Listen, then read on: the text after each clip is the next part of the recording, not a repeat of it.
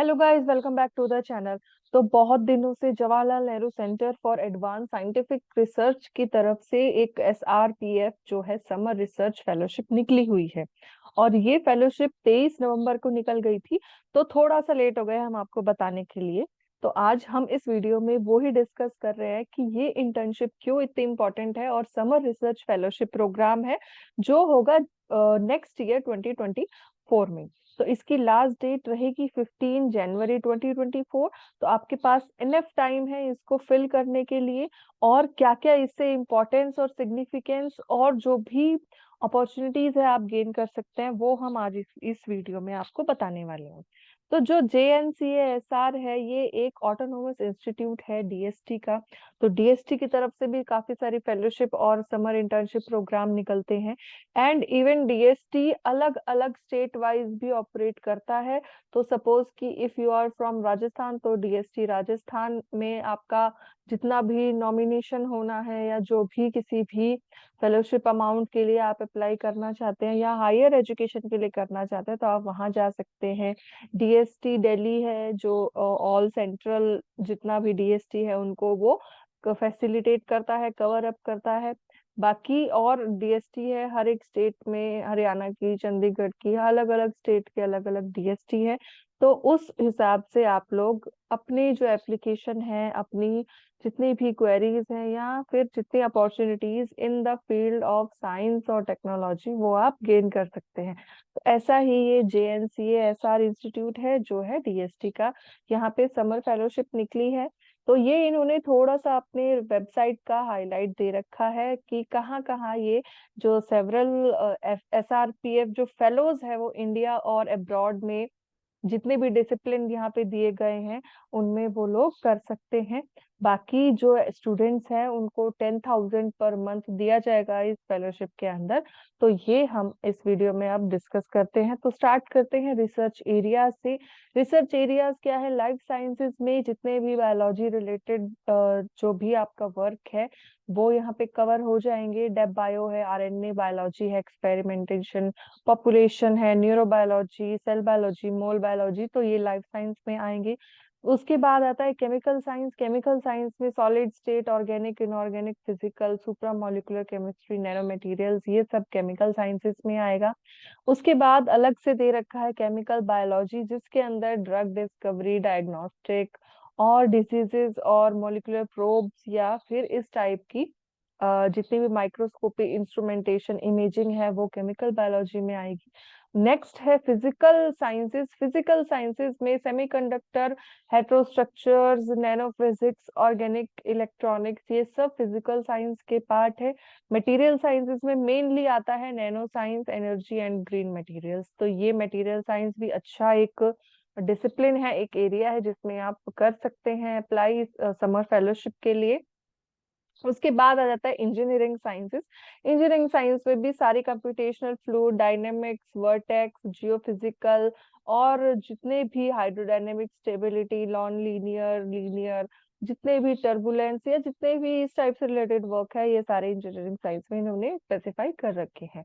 Eligibility criteria क्या होने वाली है? एलिजिबिलिटी क्राइटेरिया UG PG दोनों बच्चों के लिए है जो भी साइंस, इंजीनियरिंग, टेक्नोलॉजी, मेडिसिन और वेटनरी साइंस जो भी है सब एलिजिबल है। सबसे पहले आपको जितने भी मेन ये नोटिफिकेशन दे रखी है कि जितने भी स्टूडेंट्स हैं वो सिक्योर, मतलब उनके ना 80% मार्क्स से नहीं होने चाहिए कम।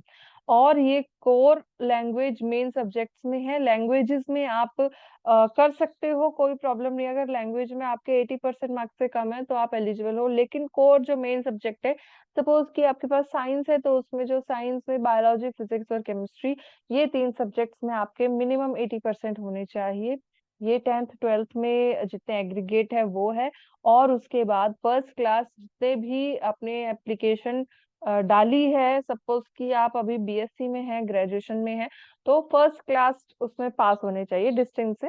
तो ये यहाँ पे इधर इसीलिए स्पेसिफाई इन्होंने कर रखा है कि 10th 12th में तो आपके 80% आने चाहिए। बाकी ग्रेजुएशन और पोस्ट ग्रेजुएशन में आप अगर कोई भी सेमेस्टर में है तो वहां पे आप लेस देन 80%, मतलब आपका फर्स्ट क्लास यहाँ पास होना चाहिए। डिसिप्लिन में इन्होंने और दे रखा है कि जो फर्स्ट और सेकंड ईयर वाले हैं, या फिर जो बीएसबी बीटेक वाले हैं, या फिर एमबीबीएस जो फोर्थ ईयर वाले हैं या फिफ्थ ईयर वाले हैं, सेकंड ईयर वाले हैं, वो लोग अप्लाई कर सकते हैं। ऐसे ही अलग अलग डिसिप्लिन्स का इन्होंने अलग अलग तरीके से मेंशन कर रखा है। सपोज केमिकल साइंसेज है, तो students presently studying in 1 2 3 and 4th year of BSMS integrated, मतलब मास्टर्स में 5 इयर्स इंटीग्रेशन है, तो आप फर्स्ट सेकंड थर्ड फोर्थ में अप्लाई कर सकते हैं। First year of MSc ME MTech और सेकंड ईयर कैन अप्लाई। तो इधर यहाँ पे इन्होंने कोई ऐसी बाउंडेशन नहीं दी है कि आप अप्लाई नहीं कर सकते या फिर आप एलिजिबल हो। बट एक ही एलिजिबिलिटी है जो हाईलाइटेड है, ये 80% आपकी 12th और 12th में होनी चाहिए, प्लस फर्स्ट क्लास डिस्टिंक्शन से आप पास होने चाहिए। फेलोशिप है, जो भी बच्चे सेलेक्ट होंगे वो उनको 2 मंथ्स का कॉन्टिन्यूस 2 मंथ्स का है, तो उनको 10,000 पर मंथ देना यहाँ पे ये लोग गेन करेंगे। तो इनकी अर्निंग है 20,000 जो इस फेलोशिप के लिए है। ट्रेवलिंग अलाउंस और जितने भी है आने जाने का, अगर सपोज कि आप बैंगलोर से, क्योंकि ये जो इंस्टीट्यूट है JNCSR ये बैंगलोर में सिचुएटेड है, तो यहाँ से अगर आपका आने जाने का बहुत ज्यादा डिस्टेंस है, या इवन आप वहाँ बैंगलोर में ही आसपास कहीं रहते हैं, लेकिन आप 2 मंथ्स के लिए यहाँ कॉन्टिन्यूसली प्रिपेयर करेंगे, तो इंटर्नशिप करेंगे, तो आपको रुकना पड़ेगा। तो इन्होंने सेकंड स्लीपर, मतलब सेकंड स्लीपर तक का ये लोग अफोर्ड करेंगे आपके कॉलेज से और रेजिडेंस से, जो भी JNCSR है और जहां आप रहते हैं, आपका जो होम टाउन है, उधर से आने जाने का टीए ये ट्रेवलिंग अलाउंस प्रोवाइड करेंगे। तो ये 10,000 से अलग है। अब एप्लीकेशन फीस की बात कर लेते हैं। एप्लीकेशन फीस आपको भरनी पड़ेगी जो है ₹500। तो ₹500 आपको पे करना पड़ेगा। आप उसको यूपीआई भी कर सकते हैं या नेफ्ट भी कर सकते हैं। बैंक डिटेल्स इन्होंने यहाँ पे दे रखी है जो है IISc बैंगलोर, यहाँ ब्रांच नेम दे रखा है और ये सारा IFSC कोड और ये दे रखा है। तो अब देखो एडमिशन इन्होंने कब से स्टार्ट करे थे, 23 नवंबर से, बट अभी लास्ट डेट है इसकी 15 जनवरी। तो यहाँ पे आप देख सकते हैं इसकी लास्ट डेट दे रखी है, 500 एप्लीकेशन फीस है, एंड 10,000 पर मंथ, मतलब 20,000 आपको 2 महीने का यहाँ पे मिलेगा। एप्लीकेशन फिल आउट करने के लिए एक और ग्रीन कलर से दे रखा था, तो वो सेम गूगल फॉर्म की तरह अपीयर हो जाएगा। तो सपोज कि ये गूगल फॉर्म ओपन कर लिया, एप्लीकेशन दे रखा है समर फेलोशिप प्रोग्राम के लिए, एंड देन आपको सबसे पहले यहाँ इस गूगल फॉर्म में अपना ईमेल एड्रेस फिल करना है। उसके बाद यहाँ पे अपनी प्रोफाइल फोटो लगानी है, full name, date of birth, gender, जो भी पर्सनल डिटेल्स है ये सब आप इसमें डाल सकते हैं। एंड देन उसके बाद धीरे धीरे ये 1 of 8 पेजेस का है। उसके बाद नेक्स्ट करते करते आप 8 पेजेस पूरा फिल करके और सबमिट कर दें। तो इसमें कम से कम आपका 1.5 से 2 घंटा जाएगा आराम से। तो यहाँ पे जैसे ही आप स्टार्ट करें, तो आप सोचे कि आपको कम से कम 2 घंटे एप्लीकेशन फिल आउट करने में लगेगा।